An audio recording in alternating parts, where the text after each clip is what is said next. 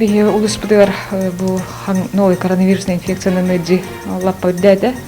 Ол курдугутан аспыт неделеттен бихиха ОРВИ симптомнах, ундата ковид симптомнах жоннор обращениялары олусурдайда.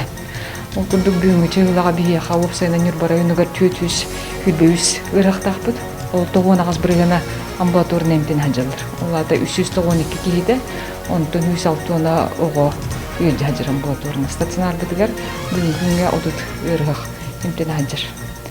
Оннаты бир ыракпытын беременный түшө жугуска көрөккө эмтенен барбыта.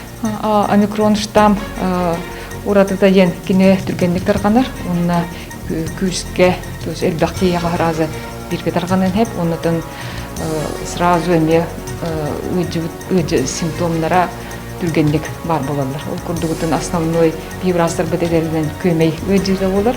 Температура таксар, ол гынан баран күндүрүбүтүнөн 9 бирген амбулаторный эмтенер в легкой форме.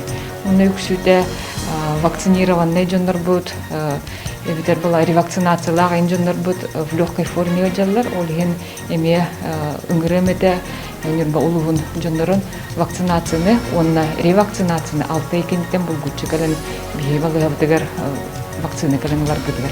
Арас вакциналар бихеваллар, гам ковид-вак, спутник лайт, эпивак корона, онна аспитнедилага ковивактен вакцина лекилди.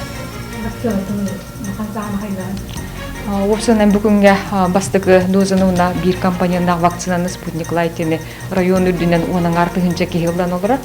Онтон полный курс вакцинации, он однокомпонентный вакцинаны алта аңартыгынча алды. Онтон бигине элене битин үрдөх коктоктук ревакцинацияны кылар.